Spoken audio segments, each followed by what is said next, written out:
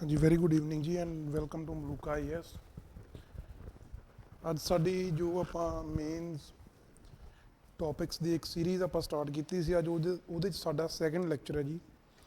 ਇਸ ਤੋਂ ਪਹਿਲਾਂ ਜਿਵੇਂ ਤੁਹਾਨੂੰ ਪਤਾ ਕਿ ਆਪਾਂ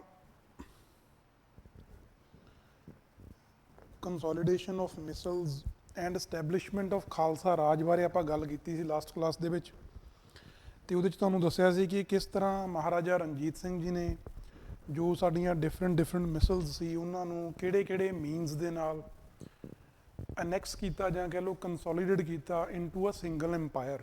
ਠੀਕ ਹੈ ਜੀ। ਤੇ ਉਹਦੇ 'ਚ ਕੁਝ ਬੱਚਿਆਂ ਨੂੰ ਡਾਊਟ ਸੀ mainly with respect to Phulkian Misl, ਕਿਉਂਕਿ ਮੈਂ ਤੁਹਾਨੂੰ ਦੱਸਿਆ ਸੀ, ਆਪਾਂ ਉਹਦੇ 'ਚ ਗੱਲ ਕੀਤੀ ਸੀ ਕਿ ਫੂਲਕੀਆਂ ਮਿਸਲ ਤੇ on the request of Askaur who was the wife of Sahib Singh, chief of Phulkian Misl, ਉਹਨਾਂ ਦੀ ਰਿਕੁਐਸਟ ਤੇ ਮਹਾਰਾਜਾ ਰਣਜੀਤ ਸਿੰਘ ਜੀ ਨੇ ਫੂਲਕੀਆਂ ਮਿਸਲ ਦਾ ਜੋ ਏਰੀਆ ਸੀ ਉਹਦੇ 'ਚ ਇੰਟਰਵੇਨ ਕੀਤਾ ਸੀ, ਤੇ ਉੱਥੋਂ ਦੇ ਜਿਹੜੇ ਚੀਫ ਸੀ ਉਹਨਾਂ ਨੂੰ ਡਿਸਪੋਜ਼ ਆਫ ਕੀਤਾ ਸੀ, ਜਾਂ ਕਹਿ ਲਓ ਉਹਨਾਂ ਨੂੰ ਉਹਨਾਂ ਦੀ ਪਦਵੀ ਤੋਂ ਰਿਮੂਵ ਕਰਤਾ ਸੀ। ਠੀਕ ਹੈ ਜੀ। ਬਟ ਉਹਦੇ ਬਾਅਦ ਕੀ ਹੋਇਆ, ਮਤਲਬ ਉਹ ਇੱਕ ਤਰੀਕਾ ਸੀ ਫੂਲਕੀਆਂ ਮਿਸਲ ਨੂੰ ਆਪਣੇ 'ਚ ਰਲਾਉਣ ਦਾ ਕੋਸ਼ਿਸ਼ ਕੀਤੀ, ਬਟ ਜਦੋਂ 1807-8 ਦੇ ਵਿੱਚ ਉਹ ਏਰੀਏ ਦੇ ਉੱਥੋਂ ਦੇ ਜਿਹੜੇ ਚੀਫ ਸੀ ਉਹਨਾਂ ਨੂੰ ਉਹਨਾਂ ਦੀ ਗੱਦੀ ਤੋਂ ਲਾ ਕੇ ਮਹਾਰਾਜਾ ਰਣਜੀਤ ਸਿੰਘ ਵਾਪਸ ਲਾਹੌਰ ਅੰਮ੍ਰਿਤਸਰ ਵਾਲੀ ਸਾਈਡ ਤੇ ਆਏ, ਤੇ ਉਹਦੇ ਬਾਅਦ ਉਹਨਾਂ ਨੇ ਜੋ ਨਾਰਥ ਵੈਸਟ ਵਾਲਾ ਹੋਰ ਜਿਵੇਂ ਅੱਗੇ ਸਿਆਲਕੋਟ ਵਾਲਾ ਏਰੀਆ ਸੀ ਜਾਂ ਹੋਰ ਅਫਗਾਨਿਸਤਾਨ ਵਾਲਾ ਏਰੀਆ ਸੀ ਜੋ ਉਹਦਾ ਕੁਝ ਪਾਰਟ ਵੀ ਇਨੈਕਸ ਕੀਤਾ ਸੀ, ਤਾਂ ਉਸ ਟਾਈਮ ਦੌਰਾਨ ਜਿਹੜੇ ਪਟਿਆਲਾ ਨਾਭਾ ਤੇ ਜੀਂਦ ਦੇ ਜਿਹੜੇ ਸਰਦਾਰ ਸੀ, ਜਿਹੜੇ ਮੁਖੀ ਸੀ, ਉਹਨਾਂ ਨੇ ਬ੍ਰਿਟਿਸ਼ ਗਵਰਨਮੈਂਟ ਨੂੰ ਕਨੈਕਟ ਕੀਤਾ ਤੇ ਉਹਨਾਂ ਨੂੰ ਕਿਹਾ ਕਿ ਮਹਾਰਾਜਾ ਰਣਜੀਤ ਸਿੰਘ ਸਾਡੇ ਏਰੀਆ ਦੇ ਵਿੱਚ ਆ ਕੇ ਇੰਟਰਫੇਅਰ ਕਰ ਰਿਹਾ, ਤੇ ਜੇ ਉਹਨੂੰ ਨਾ ਰੋਕਿਆ ਤਾਂ ਇਹਦੇ ਤੋਂ ਬਾਅਦ ਅੱਗੇ ਜੋ ਬ੍ਰਿਟਿਸ਼ ਗਵਰਨਮੈਂਟ ਦੀ ਜੋ ਟੈਰੀਟਰੀਜ਼ ਨੇ ਇੰਡੀਆ ਦੇ ਵਿੱਚ ਉਹਨਾਂ ਦੇ ਵਿੱਚ ਵੀ ਉਹ ਇੰਟਰਫੇਅਰ ਕਰ ਸਕਦੇ ਨੇ। ਠੀਕ ਹੈ। ਤਾਂ ਜਿਹਦੇ ਕਰਕੇ 1809 ਦੇ ਵਿੱਚ ਟ੍ਰੀਟੀ ਆਫ ਅੰਮ੍ਰਿਤਸਰ ਹੋਈ, ਜਿਹਦੇ ਤਹਿਤ ਜਿਹੜੀ ਸਤਲੁਜ ਰਿਵਰ ਆ ਉਹਨੂੰ ਐਜ਼ ਅ ਬਾਉਂਡਰੀ ਡਿਕਲੇਅਰ ਕਰਤਾ ਗਿਆ between British territories and the territories of Khalsa Raj. ਠੀਕ ਹੈ ਜੀ। ਸੋ ਫੂਲਕੀਆਂ ਮਿਸਲ ਦੇ ਉੱਪਰ ਅਟੈਕ ਹੋਇਆ ਸੀ, ਮਹਾਰਾਜਾ ਰਣਜੀਤ ਸਿੰਘ ਨੇ ਉੱਥੋਂ ਦੇ ਜਿਹੜੇ ਸਰਦਾਰ ਸੀ, ਉੱਥੋਂ ਦੇ ਜਿਹੜੇ ਮੁਖੀ ਸੀ, ਉੱਥੋਂ ਦੇ ਜਿਹੜੇ ਜੋ ਉਸ ਨਾਭਾ ਪਟਿਆਲਾ ਜੀਂਦ ਏਰੀਆ ਨੂੰ ਦੇਖ ਰਹੇ ਸੀ ਉਹਨਾਂ ਨੂੰ ਉਹਨਾਂ ਦੀ ਗੱਦੀ ਤੋਂ ਜਾਂ ਕਹਿ ਲਓ ਵੀ ਉਹਨਾਂ ਨੂੰ ਸਾਈਡ ਤੇ ਕਰਤਾ ਸੀ, ਤੇ ਉਸ ਫੂਲਕੀਆਂ ਮਿਸਲ ਦੇ ਏਰੀਏ ਨੂੰ ਆਪਣੇ 'ਚ ਰਲਾਉਣ ਦੀ ਤਿਆਰੀ ਸੀ। ਅਟੈਕ ਹੋ ਗਿਆ ਸੀ, ਬਟ ਜਦੋਂ 1809 ਦੇ ਵਿੱਚ ਬ੍ਰਿਟਿਸ਼ ਗਵਰਨਮੈਂਟ ਨੇ ਚਾਰਲਸ ਮੈਟਕਾਫ ਨੂੰ ਆਪਣਾ ਇੱਕ ਏਜੰਟ ਬਣਾ ਕੇ ਮਹਾਰਾਜਾ ਰਣਜੀਤ ਸਿੰਘ ਕੋਲ ਭੇਜਿਆ, ਤਾਂ ਉਹਨਾਂ ਨੇ ਟ੍ਰੀਟੀ ਆਫ ਅੰਮ੍ਰਿਤਸਰ ਸਾਈਨ ਕੀਤੀ 1809 ਦੇ ਵਿੱਚ, ਜਿਹਦੇ ਅੰਡਰ ਸਤਲੁਜ ਨੂੰ ਐਜ਼ ਅ ਬਾਉਂਡਰੀ ਡਿਕਲੇਅਰ ਕਰਤਾ between Khalsa Raj and British territories. ਠੀਕ ਹੈ ਜੀ। ਸੋ ਫੂਲਕੀਆਂ ਮਿਸਲ ਤੇ ਅਟੈਕ ਹੋਇਆ ਸੀ, ਬਟ 1809 ਵਾਲੀ ਟ੍ਰੀਟੀ ਦੇ ਬਾਅਦ ਜਿਹੜੀ ਫੂਲਕੀਆਂ ਮਿਸਲ ਆ ਉਹ ਖਾਲਸਾ ਰਾਜ ਤੋਂ ਬਾਹਰ ਹੀ ਰਹੀ, ਉਹ ਖਾਲਸਾ ਰਾਜ ਦਾ ਪਾਰਟ ਨਹੀਂ ਬਣੀ। ਕਿਉਂਕਿ ਸਤਲੁਜ ਆ ਜਿਹੜੀ ਰਿਵਰ ਉਹ ਬਾਉਂਡਰੀ ਬਣ ਗਈ, ਤੇ ਫੂਲਕੀਆਂ ਮਿਸਲ ਦਾ ਜਿਹੜਾ ਏਰੀਆ ਸੀ ਉਹ ਸਤਲੁਜ ਤੋਂ ਸਾਊਥ ਵਾਲੇ ਪਾਸੇ ਨੂੰ ਲਾਈ ਕਰਦਾ ਸੀ। ਠੀਕ ਹੈ ਜੀ। ਚਲੋ, ਤੇ ਉਸੇ ਤਰ੍ਹਾਂ ਜਿਵੇਂ ਕਹਿ ਲਓ ਉਹਦੇ 'ਚ ਆਪਾਂ ਕਈ ਵਾਰੀ ਕ੍ਰਿਟਿਸਿਜ਼ਮ ਵੀ ਆਉਂਦਾ ਮਹਾਰਾਜਾ ਰਣਜੀਤ ਸਿੰਘ ਦੀ ਉਸ ਪਾਲਿਸੀ ਦਾ, ਵੀ ਉਹਨਾਂ ਨੇ ਜਿਵੇਂ ਕਹਿ ਲਓ ਵੀ ਜਿਹੜੇ ਕੁਝ ਫਰੈਂਡਲੀ ਉਹਨਾਂ ਦੀਆਂ ਮਿਸਲ ਸੀ ਉਹਨਾਂ ਦੇ ਉੱਪਰ ਵੀ ਅਟੈਕ ਕੀਤੇ, ਜਾਂ ਉਹਨਾਂ ਨੂੰ ਵੀ ਜ਼ਬਰਦਸਤੀ ਆਪਣੇ ਅਨੈਕਸ ਕੀਤਾ, ਉਹਨੂੰ ਕ੍ਰਿਟੀਸਾਈਜ਼ ਕੀਤਾ ਜਾਂਦਾ। ਬਟ ਉਹਦਾ ਇੱਕ ਪੋਜ਼ੀਟਿਵ ਜਿਹੜਾ ਪੁਆਇੰਟ ਸਾਡੇ ਕੋਲ ਇਹ ਹੈ ਕਿ ਉਹ ਜੇ ਕੰਸੋਲੀਡੇਸ਼ਨ ਨਾ ਕਰਦੇ ਕਿਸੇ ਵੀ ਮੀਨਸ ਦੇ ਨਾਲ, ਚਾਹੇ ਉਹ ਪੀਸਫੁਲੀ ਕੀਤਾ ਚਾਹੇ ਵਾਰ ਦੇ ਨਾਲ ਕੀਤਾ, ਉਹ ਪੰਜਾਬ ਦੇ ਲਈ, ਪੰਜਾਬ ਦੇ ਲੋਕਾਂ ਦੇ ਲਈ ਜਿਵੇਂ ਕਹਿ ਲਓ ਇੱਕ ਪੋਜ਼ੀਟਿਵਲੀ ਉਹਨੇ ਜਿਵੇਂ ਕਹਿ ਲਓ ਉਹਦੇ ਰਿਜ਼ਲਟ ਪੋਜ਼ੀਟਿਵ ਰਹੇ ਨੇ। ਠੀਕ ਹੈ ਜੀ। ਕਿਉਂਕਿ ਜੇ ਨਾ ਹੁੰਦਾ ਤਾਂ ਜਾਂ ਇੱਕ ਅੰਪਾਇਰ ਦੇ ਅੰਡਰ ਕੰਸੋਲੀਡੇਸ਼ਨ ਨਾ ਹੁੰਦੀ ਤਾਂ ਬ੍ਰਿਟਿਸ਼ ਗਵਰਨਮੈਂਟ ਆ ਜਿਹੜੀ ਉਹਨਾਂ ਨੇ ਪੰਜਾਬ ਨੂੰ ਪਹਿਲਾਂ ਹੀ ਅਨੈਕਸ ਕਰ ਲੈਣਾ ਸੀ। ਠੀਕ ਹੈ ਜੀ। ਚਲੋ, ਅੱਜ ਜਿਹੜਾ ਸਾਡਾ ਟੌਪਿਕ ਹੈ ਜੀ ਉਹ ਹੈ ਐਡਮਿਨਿਸਟ੍ਰੇਸ਼ਨ ਅੰਡਰ ਖਾਲਸਾ ਰਾਜ, ਜਾਂ ਆਪਾਂ ਕਹਿ ਸਕਦੇ ਹਾਂ ਵੀ ਮਹਾਰਾਜਾ ਰਣਜੀਤ ਸਿੰਘ ਜੀ ਦੀਆਂ ਐਡਮਿਨਿਸਟ੍ਰੇਟਿਵ ਪਾਲਿਸੀਜ਼ ਜਿਨ੍ਹਾਂ ਨੇ ਖਾਲਸਾ ਰਾਜ ਨੂੰ ਇੰਟੈਕਟ ਰੱਖਿਆ, ਇਕੱਠਾ ਰੱਖਿਆ, ਜਾਂ ਕਹਿ ਲਈਏ ਵੀ ਬ੍ਰਿਟਿਸ਼ ਗਵਰਨਮੈਂਟ ਨੂੰ ਖਾਲਸਾ ਰਾਜ ਦੇ ਵਿੱਚ ਇੰਟਰਫੇਅਰ ਕਰਨ ਤੋਂ ਰੋਕਿਆ। ਇੱਦਾਂ ਦੀਆਂ ਕਿਹੜੀਆਂ ਪਾਲਿਸੀਜ਼ ਸੀ ਮਹਾਰਾਜਾ ਰਣਜੀਤ ਸਿੰਘ ਦੀਆਂ, ਜਾਂ ਸਿੰਪਲੀ ਜਿਵੇਂ ਕਹਿ ਲਓ ਕੁਐਸਚਨ ਆ ਸਕਦਾ about the administrative policies, about the administrative reforms introduced by Maharaja Ranjit Singh. ਠੀਕ ਹੈ ਜੀ। ਚਲੋ, ਅੱਜ ਆਪਾਂ ਉਹਦੇ ਬਾਰੇ ਡਿਟੇਲ 'ਚ ਆਪਾਂ ਡਿਸਕਸ ਕਰਾਂਗੇ।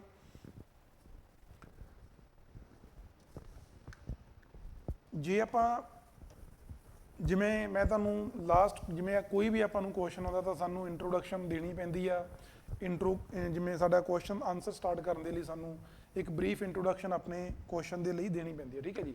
ਸੋ ਜੇ ਸਾਨੂੰ ਕੁਐਸਚਨ ਆਉਂਦਾ ਜਿਵੇਂ ਖਾਲਸਾ ਰਾਜ ਦੀ ਐਡਮਿਨਿਸਟ੍ਰੇਸ਼ਨ ਬਾਰੇ, ਜਾਂ ਐਡਮਿਨਿਸਟ੍ਰੇਟਿਵ ਇਨੀਸ਼ੀਏਟਿਵਸ ਜਾਂ administrative reforms adopted by Maharaja Ranjit Singh, ਤਾਂ ਅਸੀਂ ਖਾਲਸਾ ਰਾਜ ਤੋਂ ਸਟਾਰਟ ਕਰ ਸਕਦੇ ਹਾਂ ਵੀ ਖਾਲਸਾ ਰਾਜ ਕਦੋਂ ਹੋਂਦ ਦੇ ਵਿੱਚ ਆਇਆ।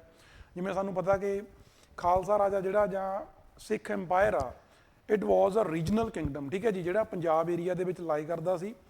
ਤੇ ਬੇਸਿਕਲੀ 1799, ਜੇ ਆਪਾਂ ਸਿੱਖ ਅੰਪਾਇਰ ਦੀ ਗੱਲ ਕਰਦੇ ਹਾਂ ਜਾਂ ਖਾਲਸਾ ਰਾਜ ਦੀ ਗੱਲ ਕਰਦੇ ਹਾਂ, ਇਹ 1799 ਤੋਂ ਲੈ ਕੇ 1849 ਤੱਕ ਐਗਜ਼ਿਸਟ ਕੀਤਾ, ਠੀਕ ਹੈ ਜੀ। ਸਿੱਖ ਅੰਪਾਇਰ ਦੇ ਜੇ ਆਪਾਂ ਟਾਈਮ ਪੀਰੀਅਡ ਦੀ ਗੱਲ ਕਰੀਏ, ਮਤਲਬ ਅਸੀਂ ਕਹਿ ਸਕਦੇ ਹਾਂ ਕਿ Sikh empire was a regional empire in Punjab that existed between 1799 up to 1849, ਕਿਉਂਕਿ 1849 ਦੇ ਵਿੱਚ ਤੁਹਾਨੂੰ ਪਤਾ ਸੈਕੰਡ ਐਂਗਲੋ ਸਿੱਖ ਵਾਰ ਦੇ ਬਾਅਦ ਡਲਹੌਜ਼ੀ ਜੋ ਉਸ ਟਾਈਮ ਦੇ ਗਵਰਨਰ ਜਨਰਲ ਸੀ, ਉਹਨਾਂ ਦੇ ਤਹਿਤ ਪੰਜਾਬ ਨੂੰ ਬ੍ਰਿਟਿਸ਼ ਹਕੂਮਤ ਦੇ ਅੰਡਰ ਐਨੈਕਸ ਕਰ ਲਿਆ ਗਿਆ, ਠੀਕ ਹੈ ਜੀ। 1799 ਦੇ ਵਿੱਚ ਕੀ ਹੋਇਆ, ਮਹਾਰਾਜਾ ਰਣਜੀਤ ਸਿੰਘ ਨੇ ਲਾਹੌਰ ਨੂੰ ਐਨੈਕਸ ਕੀਤਾ, ਠੀਕ ਹੈ ਜੀ। 1849 ਆਪਣੇ ਕੋਲੇ ਸੈਕੰਡ ਐਂਗਲੋ ਸਿੱਖ ਵਾਰ ਹੋਈ ਆ। ਸੋ ਇਹਨਾਂ ਦੋਨਾਂ ਦੇ ਜਿਹੜਾ ਵਿੱਚ ਦਾ ਸਮਾਂ ਗਾ, ਉਹਦੇ ਦੌਰਾਨ ਸਿੱਖ ਅੰਪਾਇਰ ਆ ਜਿਹੜਾ ਉਹ ਐਗਜ਼ਿਸਟ ਕੀਤਾ ਪੰਜਾਬ ਏਰੀਆ ਦੇ ਵਿੱਚ। ਦੈਨ ਆਪਾਂ ਸਾਨੂੰ ਪਤਾ ਕਿ 1799 ਚ ਮਹਾਰਾਜਾ ਰਣਜੀਤ ਸਿੰਘ ਨੇ ਲਾਹੌਰ ਨੂੰ ਐਨੈਕਸ ਕੀਤਾ। 1801 ਦੇ ਵਿੱਚ ਮਹਾਰਾਜਾ ਰਣਜੀਤ ਸਿੰਘ ਜਾਂ ਰਣਜੀਤ ਸਿੰਘ ਆ, ਮਹਾਰਾਜਾ ਨਹੀਂ ਕਹਾਂਗੇ ਆਪਾਂ, ਇੱਥੇ ਆਪਾਂ ਕਹਾਂਗੇ ਰਣਜੀਤ ਸਿੰਘ ਨੇ ਲਾਹੌਰ ਨੂੰ ਐਨੈਕਸ ਕੀਤਾ 1799 ਦੇ ਵਿੱਚ। 1801 ਦੇ ਵਿੱਚ ਰਣਜੀਤ ਸਿੰਘ became ਮਹਾਰਾਜਾ ਆਫ ਪੰਜਾਬ, ਠੀਕ ਹੈ ਜੀ।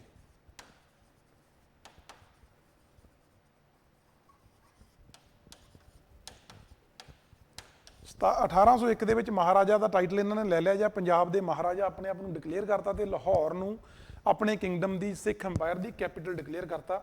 ਤੇ ਜਦੋਂ ਮਹਾਰਾਜਾ ਬਣੇ, ਪੂਰੇ ਇਲਾਕੇ ਦੀ ਜਿਵੇਂ ਕਹ ਲਓ ਰਿਸਪੌਂਸਿਬਿਲਿਟੀ ਉਹਨਾਂ ਤੇ ਆਈ, ਤਾਂ ਉਹਨਾਂ ਨੇ ਕੁਝ ਐਡਮਿਨਿਸਟ੍ਰੇਟਿਵ ਰਿਫਾਰਮਸ ਲਏ। The administrative reforms, the administrative measures adopted by Maharaja Ranjit Singh, ਆਪਾਂ ਕਹਿ ਸਕਦੇ ਹਾਂ ਵੀ they played a decisive role in the history of Punjab for the next 50 years। ਜਿਹੜੇ ਉਸ ਤੋਂ ਬਾਅਦ ਵਾਲੇ 50 ਸਾਲ ਸੀ, ਉਹਨਾਂ ਦੀ ਜਿਹੜੀ ਪੰਜਾਬ ਦੀ ਹਿਸਟਰੀ ਆ, ਉਹਦੇ ਚ ਮਹਾਰਾਜਾ ਰਣਜੀਤ ਸਿੰਘ ਦੇ ਜਿਹੜੇ ਐਡਮਿਨਿਸਟ੍ਰੇਟਿਵ ਮੈਜ਼ਰ ਸੀ, ਜਿਹੜੇ ਉਹਨਾਂ ਨੇ ਰਿਫਾਰਮ ਲਏ, ਉਹਨਾਂ ਨੇ ਇੱਕ ਡਿਫਾਈਨਿੰਗ ਰੋਲ ਪਲੇ ਕੀਤਾ, ਜਿਹਦੇ ਨਾਲ ਕਹਿ ਲਓ ਵੀ ਪੰਜਾਬ ਆ ਜਿਹੜਾ ਜਾਂ ਉੱਥੋਂ ਦੇ ਇਲਾਕੇ ਨੇ ਸਾਰੇ ਉਹ ਇਕੱਠੇ ਵੀ ਰਹੇ।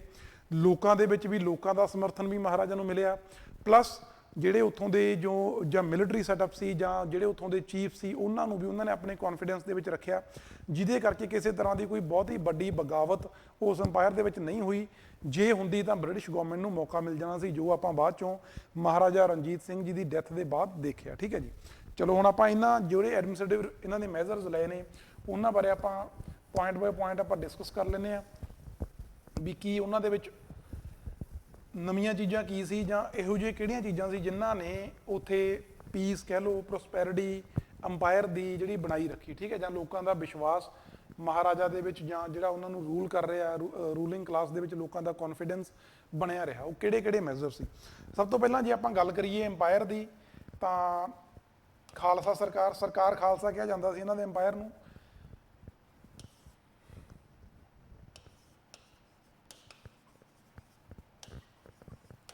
ਉਹਨਾਂ ਦਾ ਜਿਹੜਾ ਅੰਪਾਇਰ ਆ ਜਾਂ ਉਹਨਾਂ ਦੀ ਜਿਹੜੀ ਜਾਂ ਉਹਨਾਂ ਦਾ ਜਿਹੜਾ ਰਾਜ ਆ, ਉਹਨੂੰ ਸਰਕਾਰ ਖਾਲਸਾ ਕਿਹਾ ਜਾਂਦਾ ਸੀ।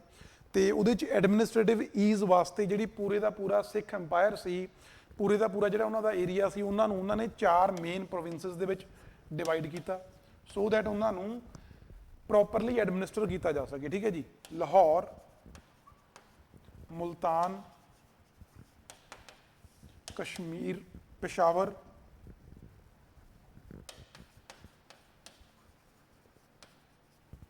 ਐਂਡ ਕਸ਼ਮੀਰ, ਠੀਕ ਹੈ ਜੀ।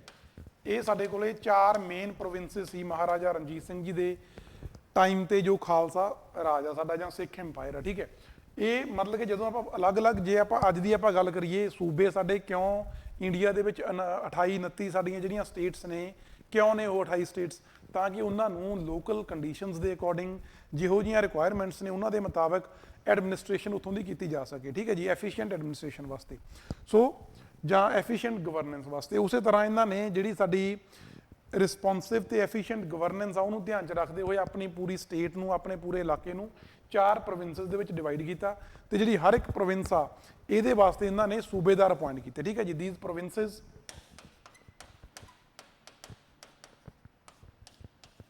ਦੇ ਲਈ ਜਿਹੜੇ ਇਹਨਾਂ ਦੇ ਰਿਸਪੌਂਸੀਬਲ ਆਫੀਸਰ ਸੀ, ਉਹਨਾਂ ਨੂੰ ਸੂਬੇਦਾਰ ਜਾਂ ਨਿਜ਼ਾਮ ਕਿਹਾ ਜਾ ਰਿਹਾ, ਠੀਕ ਹੈ ਜੀ, ਜਾਂ ਸੂਬੇਦਾਰ ਜਾਂ ਨਜ਼ੀਮ।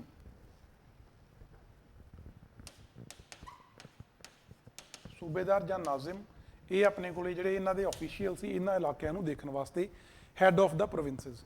ਫਿਰ ਆਪਾਂ ਗੱਲ ਕਰ ਲਈਏ ਪ੍ਰੋਵਿੰਸਸ ਦੇ ਬਾਅਦ, ਕਿਉਂਕਿ ਅੱਜ ਕੱਲ੍ਹ ਵੀ ਆਪਾਂ ਦੇਖਦੇ ਹਾਂ ਜ਼ਿਲ੍ਹੇ ਵੀ ਹੁੰਦੇ ਨੇ, ਤਾਂ ਉਸੇ ਤਰ੍ਹਾਂ ਜਿਹੜੇ ਉਦੋਂ ਜ਼ਿਲ੍ਹੇ ਸੀ ਉਹਨਾਂ ਨੂੰ ਕਿਹਾ ਜਾਂਦਾ ਸੀ ਪਰਗਨਾਸ। ਠੀਕ ਹੈ ਜੀ, ਹਰ ਇੱਕ ਜਿਹੜਾ ਆਪਣੇ ਕੋਲੇ ਹਰ ਇੱਕ ਪ੍ਰੋਵਿੰਸ ਆ ਉਹਦੇ ਚ ਅੱਗੇ ਨੰਬਰ ਆਫ ਪਰਗਨਾਸ, ਜਾਂ ਜਿਹਨੂੰ ਆਪਾਂ ਮਾਡਰਨ ਡੇ ਡਿਸਟ੍ਰਿਕਟਸ ਕਹਿ ਸਕਦੇ ਹਾਂ। ਠੀਕ ਹੈ ਜੀ, ਤਾਂ ਇਹਨਾਂ ਪ੍ਰੋਵਿੰਸਸ ਨੂੰ ਇਹਨਾਂ ਪ੍ਰੋਵਿੰਸਸ ਨੂੰ ਜ਼ਿਲ੍ਹਿਆਂ ਜਾਂ ਪਰਗਨਾ 'ਚ ਡਿਵਾਈਡ ਕੀਤਾ ਹੋਇਆ ਸੀ। ਤੇ ਇੱਥੇ ਜਿਹੜਾ ਇਹਨਾਂ ਦਾ ਮੇਨ ਆਫੀਸਰ ਸੀ ਉਹਨੂੰ ਕਹਿੰਦੇ ਸੀ ਕਰਦਾਰ। ਫਿਰ ਸਾਡੇ ਕੋਲੇ ਪਰਗਨਾ ਤੋਂ ਬਾਅਦ ਸਾਡੇ ਕੋਲ ਆ ਗਏ ਤਾਲੁਕਾਜ਼, ਗਰੁੱਪ ਆਫ ਵਿਲੇजेस ਜਿਹਨੂੰ ਕਹਿ ਦਿੰਦੇ ਆ। ਫਿਰ ਸਾਡੇ ਕੋਲੇ ਜਿਹੜੀ ਸਭ ਤੋਂ ਲੋਐਸਟ ਲੈਵਲ ਦੀ ਜਿਹੜੀ unit administration the, that was called ਮੌਜ਼ਾ, ਜਾਂ ਫਿਰ ਆਪਾਂ ਕਹਿ ਲਈਏ ਵਿਲੇਜ। ਠੀਕ ਹੈ ਜੀ, ਇਹ ਆਪਣੇ ਕੋਲੇ ਮੇਨਲੀ ਇਹਨਾਂ ਦੇ ਐਮਪਾਇਰ ਦਾ, ਸਿੱਖ ਐਮਪਾਇਰ ਦਾ ਜਿਹੜਾ ਏਰੀਆ ਸੀ ਉਹਦਾ ਜਿਹੜਾ ਮੇਨ ਇੱਕ ਐਡਮਿਨਿਸਟ੍ਰੇਟਿਵ ਡਿਵੀਜ਼ਨ ਸੀ ਉਹ ਇਸ ਤਰ੍ਹਾਂ ਸੀ। 4 ਪ੍ਰੋਵਿੰਸਸ ਹੋ ਗਈਆਂ, ਫਿਰ ਪ੍ਰੋਵਿੰਸਸ ਦੇ ਵਿੱਚ ਅੱਗੇ ਪਰਗਨਾਸ ਜਾਂ ਡਿਸਟ੍ਰਿਕਟਸ ਹੋ ਗਈਆਂ। ਡਿਸਟ੍ਰਿਕਟਸ ਵਾਸਤੇ ਜਿਹੜੇ ਆਫੀਸਰ ਸੀ ਦੇ ਵਰ ਕਾਲਡ ਕਰਦਾਰ, ਪ੍ਰੋਵਿੰਸਸ ਵਾਸਤੇ subedar, then group of villages became taluka, and the lowest level ਤੇ ਜਿਹੜੀ ਐਡਮਿਨਿਸਟ੍ਰੇਟਿਵ ਯੂਨਿਟ ਸੀ ਦੈਟ ਵਾਜ਼ ਕਾਲਡ ਵਿਲੇਜ ਜਾਂ ਫਿਰ ਮੌਜ਼ਾ। ਇੱਥੇ ਆਪਣੇ ਕੋਲ ਜਿਹੜਾ ਹੁੰਦਾ ਸੀ ਮੁਕੱਦਮ।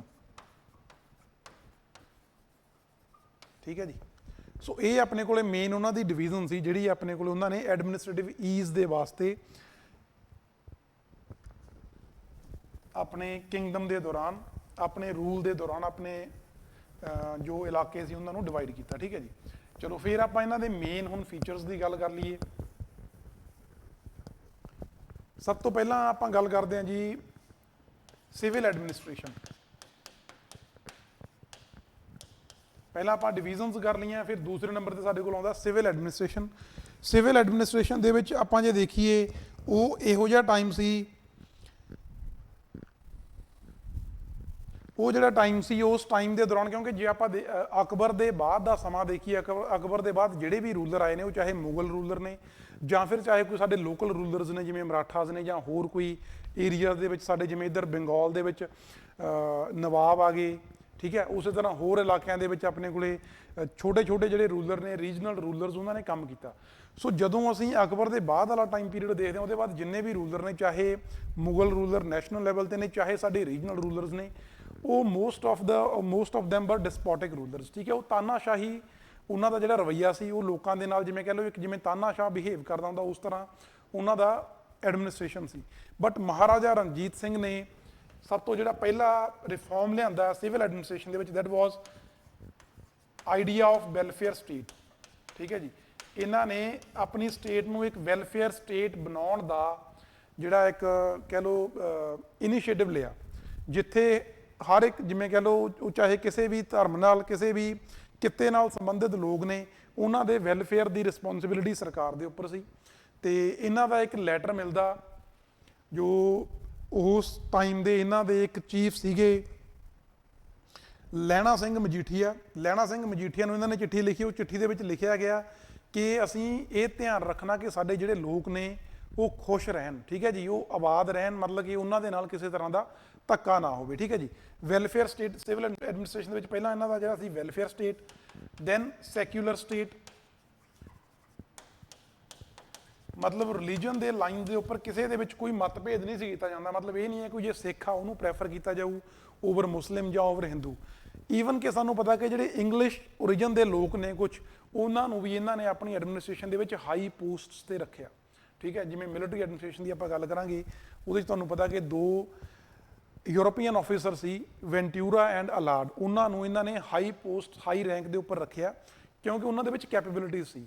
ਸੋ ਇੱਥੇ ਜਿਹੜੇ ਇਹਨਾਂ ਦਾ ਜਿਹੜਾ ਆਪਣੇ ਕੋਲੇ ਕਹਿ ਲਓ ਕੈਪੇਬਿਲਿਟੀ ਨੂੰ ਪ੍ਰੈਫਰ ਕੀਤਾ ਜਾਂਦਾ ਸੀ, ਨਾ ਕਿ ਰਿਲੀਜਨ ਨੂੰ। ਠੀਕ ਹੈ ਜੀ, ਕੈਪੇਬਿਲਿਟੀ ਓਵਰ ਰਿਲੀਜਨ, ਮਤਲਬ ਰਿਲੀਜਨ ਦੇ ਬਿਹਾਫ ਤੇ ਕਿਸੇ ਨੂੰ ਪ੍ਰਿਵਿਲੇजेस ਨਹੀਂ ਦਿੱਤੇ ਜਾ ਰਹੇ ਸੀ। ਜਿਹਦੇ ਵਿੱਚ ਕੋਈ ਚੰਗੇ ਗੁਣ ਸੀ, ਕੁਆਲਿਟੀਜ਼ ਵਧੀਆ ਸੀ ਜਾਂ ਕੈਪੇਬਲ ਸੀ, ਉਹਨਾਂ ਨੂੰ ਉਹਦੀ ਕੈਪੇਬਿਲਿਟੀ ਦੇ ਮੁਤਾਬਕ ਉਹਨਾਂ ਨੂੰ ਜਿਵੇਂ ਕਹ ਲਓ ਐਡਮਿਨਿਸਟ੍ਰੇਟਿਵ ਪੋਸਟ ਦੇ ਉੱਪਰ ਅਪਾਇੰਟ ਕੀਤਾ ਗਿਆ।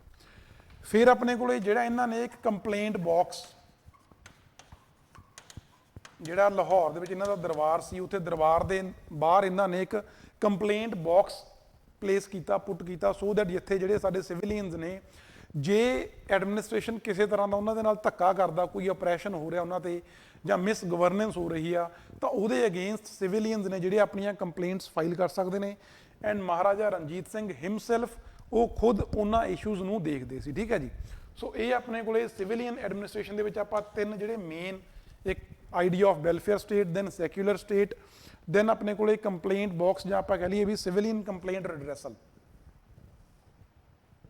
ਉਹਦੇ ਲਈ ਇਹਨਾਂ ਨੇ ਕੰਪਲੇਂਟ ਬਾਕਸ ਇੱਕ ਪਲੇਸ ਕੀਤਾ ਸੀ, ਸਿਵਿਲੀਅਨ ਕੰਪਲੇਂਟ ਰਿਡਰੈਸਲ ਮੈਕੈਨਿਜ਼ਮ।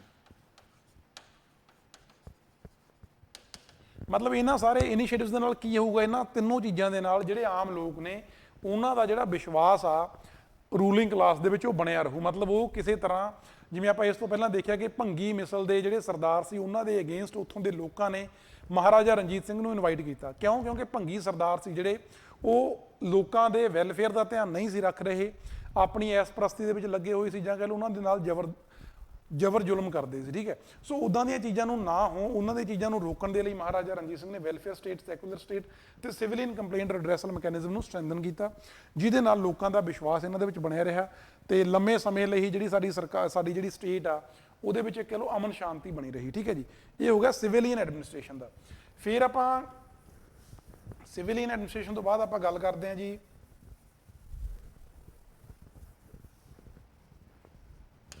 ਜਿਹੜਾ ਦੂਜਾ ਐਡਮਿਨਿਸਟ੍ਰੇਟਿਵ ਸਾਡੇ ਕੋਲੇ ਉਹਨਾਂ ਦਾ ਇਨੀਸ਼ੀਏਟਿਵ ਆ ਜਾਂ ਮੈਜ਼ਰ ਆ, ਉਹਦੇ 'ਚ ਆਪਾਂ ਗੱਲ ਕਰਾਂਗੇ ਲੈਂਡ ਰੈਵਨਿਊ ਦੀ।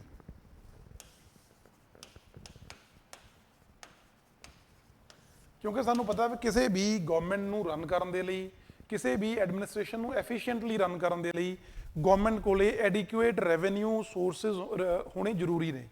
ਜੇ ਰੈਵਨਿਊ ਰਿਸੋਰਸਿਸ ਨਹੀਂ ਹੋਣਗੇ ਤਾਂ ਲੋਕਾਂ ਦੇ ਵਿੱਚ ਕਹਿ ਲਓ, ਜਾਂ ਜਿਵੇਂ ਕਹਿ ਲਓ ਉਸ ਤੋਂ ਪਹਿਲਾਂ ਜੇ ਆਪਾਂ ਦੇਖੀਏ ਵੀ ਜਿਹੜੀ ਮਿਲਟਰੀ ਆ, ਜਿਹੜੀ ਆਰਮੀ ਆ, ਜੇ ਉਹਨਾਂ ਨੂੰ ਉਹਨਾਂ ਦੀਆਂ ਸੈਲਰੀਜ਼ ਪੇ ਨਹੀਂ ਹੋਣਗੀਆਂ ਤਾਂ ਉਹ ਵੀ ਵਿਦਰੋਹ ਕਰਨਗੀਆਂ, ਵਿਰੋਧ ਕਰਨਗੀਆਂ ਸਰਕਾਰਾਂ ਦਾ, ਠੀਕ ਹੈ ਜੀ। ਸੋ ਉਹਨਾਂ ਚੀਜ਼ਾਂ ਨੂੰ ਰੋਕਣ ਦੇ ਲਈ ਜਾਂ ਆਮ ਲੋਕਾਂ ਦੇ ਵੈਲਫੇਅਰ ਦੇ ਲਈ ਜਿਹੜੀਆਂ ਸਾਨੂੰ ਡਿਵੈਲਪਮੈਂਟਲ ਇਨੀਸ਼ੀਏਟਿਵਸ ਲੈਣ ਦੀ ਲੋੜ ਆ, ਉਹਦੇ ਲਈ ਇੱਕ adequate source of revenue government ਕੋਲੇ ਹੋਣਾ ਚਾਹੀਦਾ। ਤਾਂ ਉਹਦਾ ਜਿਹੜਾ ਮੇਜਰ ਸੋਰਸ ਸੀ ਉਸ ਟਾਈਮ ਤੇ ਉਹ ਸੀਗਾ ਲੈਂਡ ਰੈਵਨਿਊ, ਠੀਕ ਹੈ। ਮਹਾਰਾਜਾ ਰਣਜੀਤ ਸਿੰਘ ਦਾ ਜਿਹੜਾ ਲੈਂਡ ਰੈਵਨਿਊ, ਉਹਦੇ 'ਚ ਆਪਾਂ ਮੇਨਲੀ ਦੋ ਪੁਆਇੰਟ ਸਾਨੂੰ ਧਿਆਨ 'ਚ ਰੱਖਣ ਦੀ ਲੋੜ ਆ, ਜਾਂ ਪੇਪਰ 'ਚ ਜੇ ਲੈਂਡ ਰੈਵਨਿਊ ਬਾਰੇ ਆਉਂਦਾ ਤਾਂ ਸਾਨੂੰ ਦੋ ਪੁਆਇੰਟ ਲਿਖਣੇ ਪੈਣਗੇ।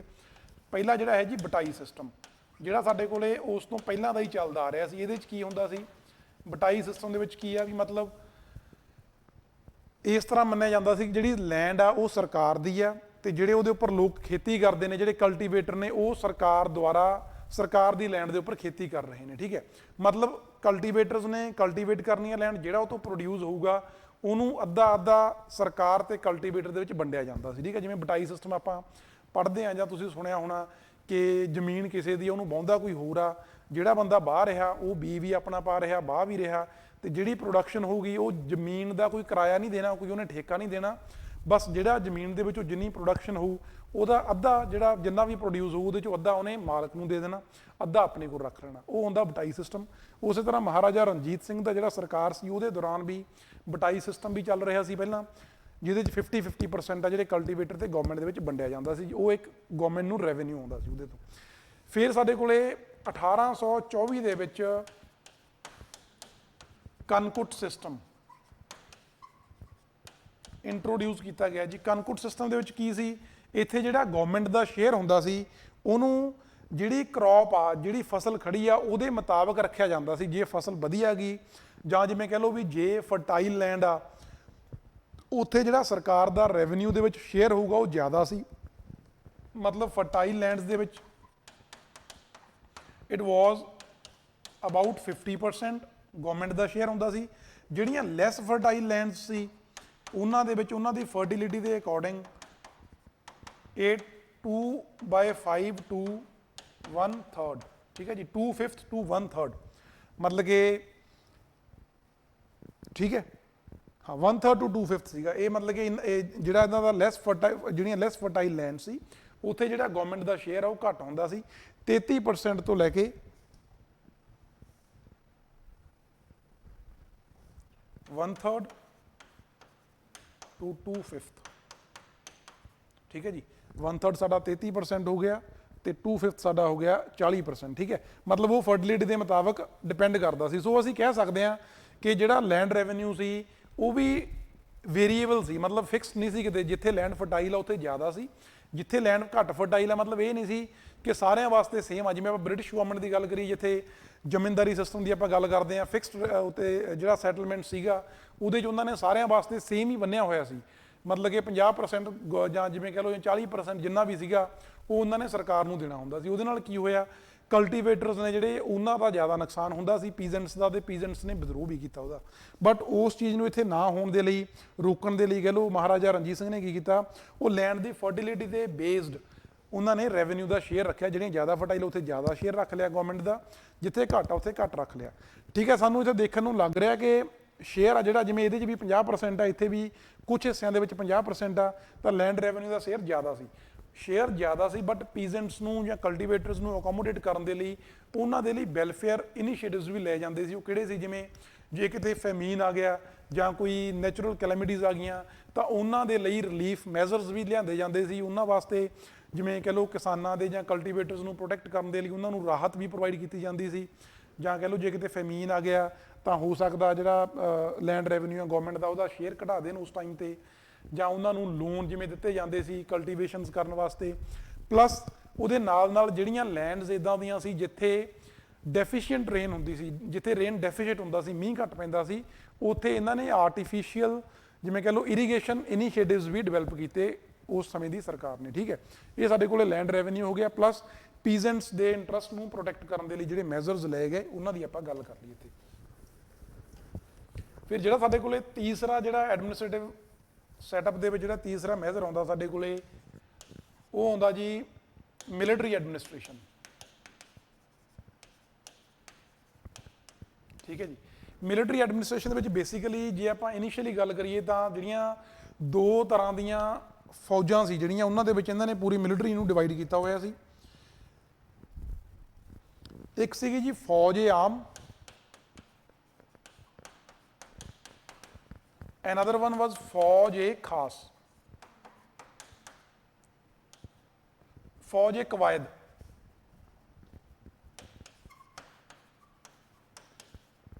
ਜਿਹੜੀ ਫੌਜ-ਏ-ਆਮ ਆ ਇਹ ਇੱਕ ਰੈਗੂਲਰ ਆਰਮੀ ਸੀ, ਤੇ ਇਹ ਆਪਣੇ ਕੋਲੇ ਕਹਿ ਲਓ ਰੈਗੂਲਰ ਨਹੀਂ ਸੀ, ਇਹ ਇਰਰੈਗੂਲਰ ਕਹਿ ਲਓ।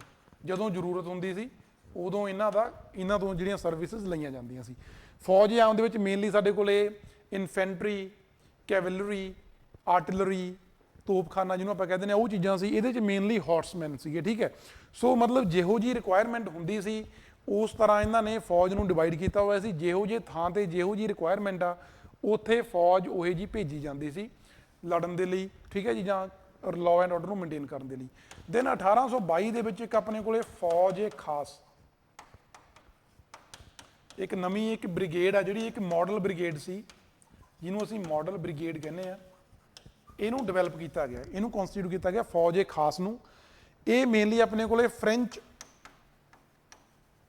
ਲਾਈਨਸ ਦੇ ਉੱਪਰ ਇੱਕ ਆਰਮੀ ਤਿਆਰ ਕੀਤੀ ਸੀ, ਤੇ ਇਹਦੇ 'ਚ ਆਪਣੇ ਕੋਲੇ ਵੈਂਚੂਰਾ ਤੇ ਅਲਾਰਡ ਜਿਹੜੇ ਨੈਪੋਲੀਅਨ ਦੇ ਮਿਲਟਰੀ ਅਫੀਸ਼ੀਅਲ ਸੀ, ਉਹਨਾਂ ਨੇ ਮਹਾਰਾਜਾ ਰਣਜੀਤ ਸਿੰਘ ਦੀ ਆਰਮੀ ਦੇ ਵਿੱਚ ਆ ਕੇ ਜਦੋਂ ਉਹ ਆਏ ਇੱਥੇ ਐਡਮਿਨਿਸਟ੍ਰੇਸ਼ਨ ਦਾ ਪਾਰਟ ਬਣੇ, ਤਾਂ ਉਹਨਾਂ ਨੇ ਫੌਜ-ਏ-ਖਾਸ ਇੱਕ ਨਵੀਂ ਇੱਕ ਵਿੰਗ ਆ ਜਿਹੜਾ ਮਿਲਟਰੀ ਦਾ, ਉਹ ਕਨਸਟੀਟਿਊਟ ਕੀਤਾ, ਡਿਵੈਲਪ ਕੀਤਾ। ਤੇ ਇਹਦੇ ਅੰਡਰ ਜਿਵੇਂ ਆਪਾਂ ਕਹਿ ਲਈਏ ਵੀ ਇਹਦੇ ਬਾਅਦ ਜਿਹੜੀ ਸਾਡੀ, ਜਿਵੇਂ ਆਪਾਂ ਦੇਖਦੇ ਹਾਂ ਵੀ ਜਿਹੋ ਜੀ ਰਿਕੁਆਇਰਮੈਂਟ ਸੀ ਉਹਦੇ ਮੁਤਾਬਕ ਸਾਡੀਆਂ 3 ਤਰ੍ਹਾਂ ਦੀਆਂ ਡਿਵੀਜ਼ਨ ਸੀ ਇਨ ਦਾ ਮਿਲਟਰੀ। ਤੇ ਇਹਨਾਂ ਨੇ ਬਹੁਤ ਵਧੀਆ ਜਿਵੇਂ ਕਹਿ ਲਓ ਰੋਲ ਪਲੇ ਕੀਤਾ ਲਾਅ ਐਂਡ ਆਰਡਰ ਮੇਨਟੇਨ ਕਰਨ ਵਾਸਤੇ, ਜਾਂ ਜਿਹੜੇ ਬਾਹਰੋਂ ਅਟੈਕ ਹੋਏ ਜਿਵੇਂ 1830-35 ਦੇ ਅਰਾਊਂਡ ਜਿਹੜਾ ਸਾਡਾ ਨਾਰਥ ਵੈਸਟ ਫਰੰਟੀਅਰ ਪ੍ਰੋਵਿੰਸ ਆ, ਉੱਥੇ ਜਿਹੜੇ ਬਾਹਰੋਂ ਅਟੈਕ ਹੋ ਰਹੇ ਸੀ, ਅਫਗਾਨਸ ਦੇ ਦੁਆਰਾ ਅਟੈਕ ਹੋ ਰਹੇ ਸੀ, ਜਾਂ ਲੋਕਲ ਪੀਪਲ ਨੇ ਜਿਹੜੇ ਮਾੜਾ ਮੋਟਾ ਜੇ ਉਹ ਵਿਦਰੋਹ ਕਰ ਰਹੇ ਸੀ, ਤਾਂ ਉਹਨਾਂ ਨੂੰ ਰੋਕਣ ਦੇ ਲਈ ਇਹਨਾਂ ਨੇ ਬਹੁਤ ਐਫੀਸ਼ੀਐਂਟਲੀ ਆਪਣਾ ਐਫੀਸ਼ੀਐਂਟ ਰੋਲ ਪਲੇ ਕੀਤਾ ਇਹਨਾਂ ਤਿੰਨੋਂ ਬ੍ਰਿਗੇਡਸ ਨੇ। ਠੀਕ ਹੈ ਜੀ, ਇਹ ਸਾਡੇ ਕੋਲੇ ਮਿਲਟਰੀ ਦਾ ਹੋ ਗਿਆ। ਪਲੱਸ ਮਿਲਟਰੀ ਨੂੰ ਰੈਗੂਲਰ ਪੇ ਕਰਨ ਵਾਸਤੇ, ਰੈਗੂਲਰਲੀ ਉਹਨਾਂ ਨੂੰ ਪੇ ਕਰਨ ਵਾਸਤੇ ਇਹਨਾਂ ਦੇ ਪੇ ਐਫੀਸ਼ੀਐਂਟ ਪੇ ਆਫਿਸਰਸ ਇਹਨਾਂ ਨੇ ਸਾਡੇ ਡਿਵੈਲਪ ਕੀਤੇ ਹੋਏ ਸੀ। ਠੀਕ ਹੈ ਜੀ, ਪੇ ਆਫਿਸ ਜਿਹਨੂੰ ਆਪਾਂ ਕਹਿੰਦੇ ਆ ਦਫ਼ਤਰੇ ਮੁਆਵਜ਼ਾ। ਦਫ਼ਤਰੇ ਮੁਆਵਜ਼ਾ ਕਾਹਦੇ ਲਈ ਸੀ? ਦਫ਼ਤਰੇ ਮੁਆਵਜ਼ਾ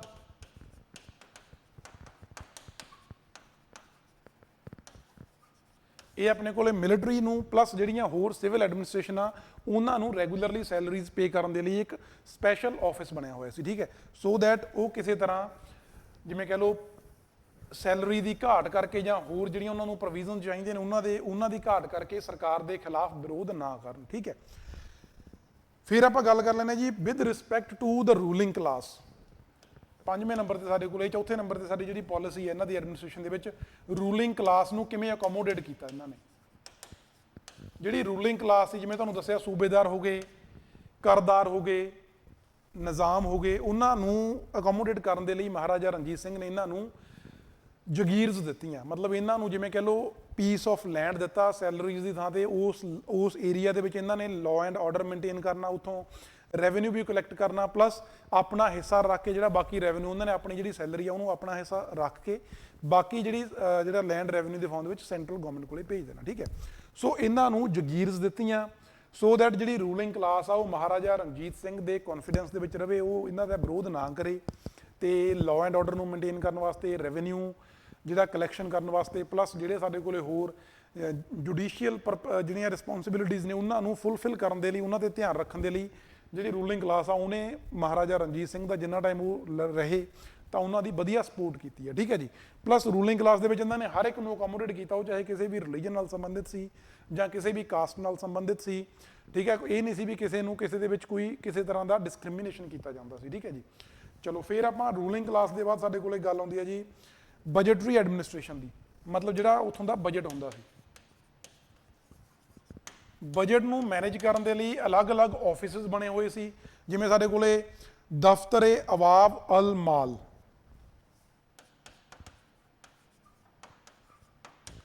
ਜਿਹੜਾ ਦਫ਼ਤਰੇ ਅਵਾਬ ਅਲ ਮਾਲ ਆ, ਇਹ ਆਪਣੇ ਕੋਲੇ ਜਿਹੜੇ ਡਿਫਰੈਂਟ ਸੋਰਸਸ ਤੋਂ ਰੈਵਨਿਊ ਆ ਰਿਹਾ ਸੀ ਉਹਨੂੰ ਇੱਕ ਥਾਂ ਤੇ ਇਕੱਠਾ ਕਰਨ ਦੇ ਲਈ ਇਹ ਦਫ਼ਤਰ ਬਣਿਆ ਸੀ। ਫਿਰ ਆਪਣੇ ਕੋਲ ਆਉਂਦਾ ਜੀ ਦਫ਼ਤਰੇ ਤੌਜੀਹਤ। ਦਫ਼ਤਰ ਇਹ ਅਵਾਬ ਅਲ ਮਾਲ, ਦਫ਼ਤਰੇ ਤੌਜੀਹਤ। ਜਿਹੜਾ ਤੌਜੀਹਤ ਸੀ, ਇਹ ਜਿਹੜੇ ਐਕਸਪੈਂਡੀਚਰ ਸੀ, ਇਹ ਤਾਂ ਸਾਡੇ ਕੋਲੇ ਸੀਗਾ ਰੈਵਨਿਊ ਵਾਸਤੇ। ਇਹ ਸਾਡੇ ਕੋਲੇ ਸੀਗਾ ਗਵਰਨਮੈਂਟ ਦਾ ਜਿਹੜਾ ਐਕਸਪੈਂਡੀਚਰ ਆ, ਜਿਹੜਾ ਗਵਰਨਮੈਂਟ ਦੇ ਖਰਚ ਨੇ ਉਹਨਾਂ ਨੂੰ ਦੇਖਣ ਦੇ ਲਈ ਵੀ ਖਰਚ ਕਿਵੇਂ ਹੋਊਗਾ, ਪ੍ਰੋਪਰਲੀ ਹੋ ਰਿਹਾ, ਗਲਤ ਤਾਂ ਨਹੀਂ ਹੋ ਰਿਹਾ, ਮਿਸਯੂਜ਼ ਤਾਂ ਨਹੀਂ ਹੋ ਰਿਹਾ, ਉਹਨਾਂ ਚੀਜ਼ਾਂ ਨੂੰ ਦੇਖਣ ਵਾਸਤੇ ਇੱਕ ਦਫ਼ਤਰ ਸੀ ਦਫ਼ਤਰੇ ਤੌਜੀਹਤ। ਤੇ ਉਸੇ ਤਰ੍ਹਾਂ ਦਫ਼ਤਰੇ ਮੁਆਵਜ਼ਾ ਆਪਾਂ ਗੱਲ ਕਰ ਲਈ, ਸੈਲਰੀਜ਼ ਆਫ ਜਿਹੜੀਆਂ ਸਿਵਲ ਐਡਮਿਨਿਸਟ੍ਰੇਸ਼ਨ ਤੇ ਮਿਲਟਰੀ ਦੀਆਂ ਹੁੰਦੀਆਂ ਸੀ। ਤੇ ਇੱਕ ਸੀਗਾ ਦਫ਼ਤਰੇ ਰੋਜ਼ਨਾਮੇਵ ਖਰਚਾ, ਰੋਜ਼ਨਾਮੇਵ। ਇਹ ਜਿਹੜੇ ਆਮ ਖਰਚੇ ਹੁੰਦੇ ਸੀ ਐਡਮਿਨਿਸਟ੍ਰੇਸ਼ਨ ਦੇ ਉਹਨਾਂ ਵਾਸਤੇ ਦਫ਼ਤਰੇ ਰੋਜ਼ਨਾਮੇਵ ਖਰਚਾ, ਉਹਦੇ ਵਾਸਤੇ ਆਫਿਸ ਬਣਿਆ ਹੋਇਆ ਸੀ ਇਹਨਾਂ ਦਾ। ਠੀਕ ਹੈ ਜੀ, ਇਹ ਸਾਡੇ ਕੋਲ ਹੋ ਗਿਆ ਬਜਟਰੀ। ਫਿਰ ਆਪਾਂ ਲਾਸਟ ਤੇ ਗੱਲ ਕਰ ਲੈਂਦੇ ਆ ਜੁਡੀਸ਼ੀਅਰੀ ਦਾ, ਜਿਹੜਾ ਉਸ ਟਾਈਮ ਤੇ ਜਸਟਿਸ ਸਿਸਟਮ ਸੀ ਉਹਨੂੰ ਕਿਸ ਤਰ੍ਹਾਂ ਰਨ ਕੀਤਾ ਜਾਂਦਾ ਸੀ।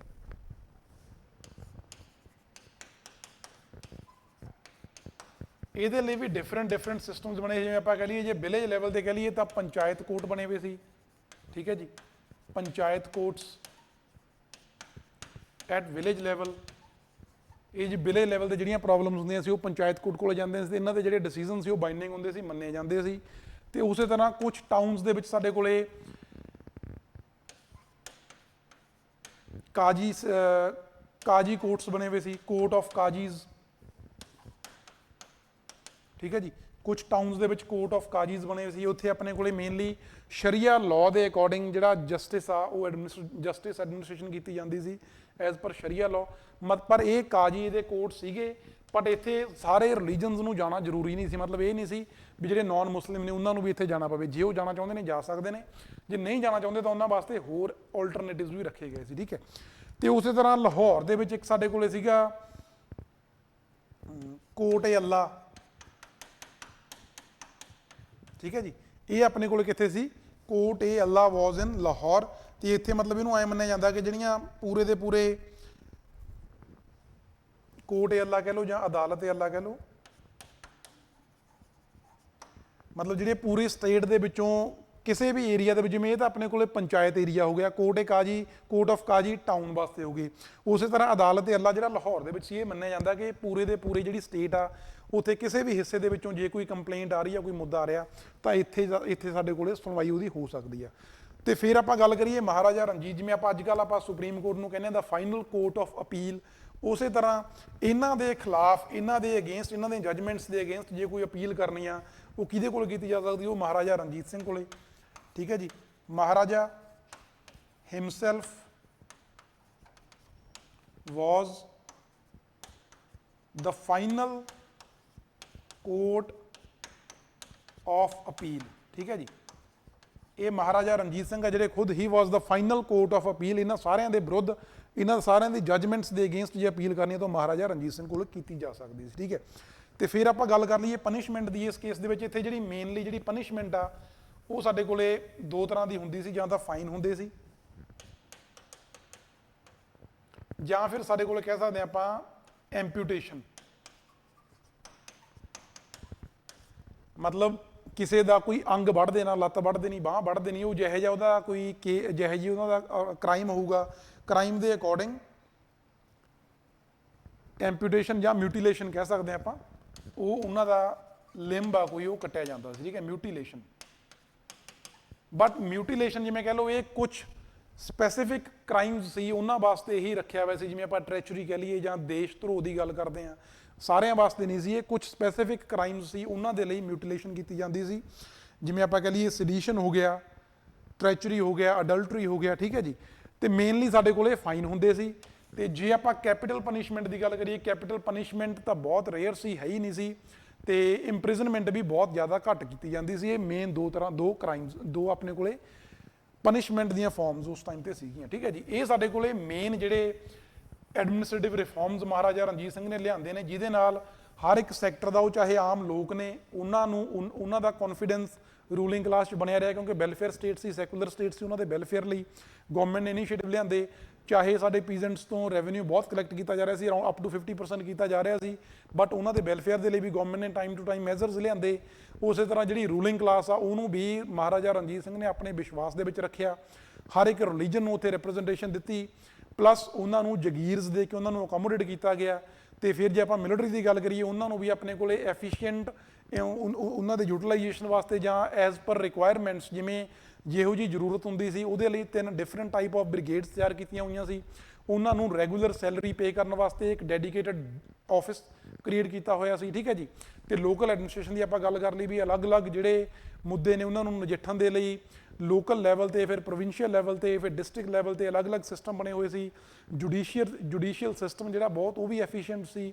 ਉਹਦੇ 'ਚ ਵੀ ਜਿਵੇਂ ਕਹਿ ਲਓ ਹਰ ਇੱਕ, ਜਿਵੇਂ ਕਹਿ ਲਓ ਡਿਫਰੈਂਟ ਲੈਵਲਸ ਤੇ ਕੋਈ ਨਾ ਕੋਈ ਬਾਡੀ ਆ ਜਿਹੜੀ ਐਗਜ਼ਿਸਟ ਕਰਦੀ ਸੀ ਉਹਨਾਂ ਮੁੱਦਿਆਂ ਨੂੰ ਦੇਖਣ ਦੇ ਲਈ। ਠੀਕ ਹੈ ਜੀ, ਸੋ ਅਸੀਂ ਕਹਿ ਸਕਦੇ ਹਾਂ ਕਿ ਇਹ ਜਿਹੜੇ ਸਾਰੇ ਮੈਜ਼ਰਸ ਨੇ, all these measures contributed to peace and prosperity, ਤੇ ਇਹਨਾਂ ਨੇ ਲੰਮੇ ਸਮੇਂ ਲਈ, ਲਗਭਗ 50 ਸਾਲਾਂ ਦੇ ਲਈ, ਜਿਹੜੀ ਸਾਡੀ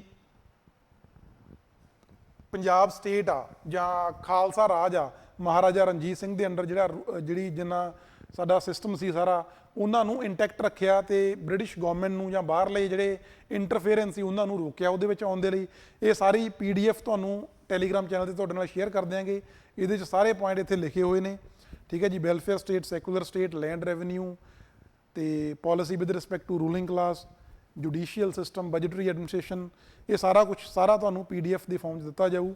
ਤੇ ਜਿਵੇਂ ਆਪਾਂ ਦੇਖਦੇ ਹਾਂ ਕਿ ਮਹਾਰਾਜਾ ਰਣਜੀਤ ਸਿੰਘ ਜੇ ਉਹਨਾਂ ਜਿੰਨਾ ਕੈਪੇਬਲ ਐਡਮਿਨਿਸਟ੍ਰੇਟਰ ਨਾ ਹੁੰਦਾ ਤਾਂ ਹੋ ਸਕਦਾ ਸੀ ਜਿਹੜਾ ਕੁਝ ਮਹਾਰਾਜਾ ਰਣਜੀਤ ਸਿੰਘ ਦੀ ਡੈਥ ਹੋਣ ਦੇ 10 ਸਾਲਾਂ ਦੇ ਵਿੱਚ ਪੰਜਾਬ ਨਾਲ ਹੋਇਆ, ਉਹ ਉਸ ਤੋਂ ਪਹਿਲਾਂ ਹੀ ਹੋ ਜਾਂਦਾ। ਠੀਕ ਹੈ ਜੀ, ਬ੍ਰਿਟਿਸ਼ ਗਵਰਨਮੈਂਟ ਪੰਜਾਬ ਨੂੰ ਪਹਿਲਾਂ ਹੀ ਅਨੈਕਸ ਕਰ ਲੈਂਦੀ, ਕਿਉਂਕਿ ਡਿਫਰੈਂਟ ਜਿਹੜੀਆਂ ਮਿਸਲਸ ਨੇ ਉਹ ਆਪਣੇ ਵਿੱਚ ਲੜ ਰਹੀਆਂ ਸੀ, ਜਾਂ ਲੋਕਲ ਜਿਵੇਂ ਲੋਕ ਨੇ ਜਿਹੜੇ ਉਹ ਆਪਣੇ ਚੀਫਸ ਤੋਂ ਬਹੁਤ ਜ਼ਿਆਦਾ ਖੁਸ਼ ਨਹੀਂ ਸੀ। ਤਾਂ ਉਹਨਾਂ ਚੀਜ਼ਾਂ ਨੂੰ ਦੇਖਦੇ ਹੋਏ ਮਹਾਰਾਜਾ ਰਣਜੀਤ ਸਿੰਘ ਨੇ ਜਿਹੜੇ ਇਨੀਸ਼ੀਏਟਿਵਸ ਲਏ ਨੇ, ਉਹ ਚਾਹੇ ਮਿਸਲਸ ਨੂੰ ਕੰਸੋਲੀਡੇਟ ਕਰਨ ਦਾ, ਉਦੋਂ ਬਾਅਦ ਖਾਲਸਾ ਰਾਜ ਨੂੰ ਐਸਟੈਬਲਿਸ਼ ਕਰਨ ਦਾ, ਜਾਂ ਫਿਰ ਉਦੋਂ ਬਾਅਦ ਉਸ ਰਾਜ ਨੂੰ ਇੰਟੈਕਟ ਰੱਖਣ ਦੇ ਲਈ ਜਿਹੜੇ ਉਹਨਾਂ ਨੇ ਰਿਫਾਰਮਸ ਇੰਟਰੋਡਿਊਸ ਕੀਤੇ ਨੇ, ਉਹਨਾਂ ਨੇ ਪੰਜਾਬ ਦੀ ਹਿਸਟਰੀ ਨੂੰ ਡਿਫਾਈਨ ਕਰਨ ਦੇ ਵਿੱਚ ਬਹੁਤ ਇੱਕ ਮੇਜਰ ਰੋਲ ਪਲੇ ਕੀਤਾ। ਤੇ ਇਹ ਸਾਨੂੰ ਪੇਪਰ 'ਚ ਪੁੱਛਿਆ ਜਾ ਸਕਦਾ। ਇਹ ਸਾਰਾ ਖਾਲਸਾ ਰਾਜ ਬਾਰੇ ਸੀ, ਮਹਾਰਾਜਾ ਰਣਜੀਤ ਸਿੰਘ ਦੀਆਂ ਕੰਟਰੀਬਿਊਸ਼ਨਸ ਬਾਰੇ ਸੀ। ਸੋ ਇਹਦੀ PDF ਤੁਹਾਡੇ ਨਾਲ ਸ਼ੇਅਰ ਕਰ ਦਾਂਗੇ। ਠੀਕ ਹੈ ਜੀ, ਚਲੋ ਥੈਂਕ ਯੂ ਜੀ। ਨੈਕਸਟ ਸਾਡੀ ਟਿਊਜ਼ਡੇ ਨੂੰ ਕਲਾਸ ਹੋਊ, ਉਹਦੇ ਜਿਹੜਾ ਟੌਪਿਕ ਉਹ ਆਪਾਂ ਦੱਸ ਦਾਂਗੇ ਤੁਹਾਨੂੰ ਟੈਲੀਗ੍ਰਾਮ ਚੈਨਲ 'ਤੇ।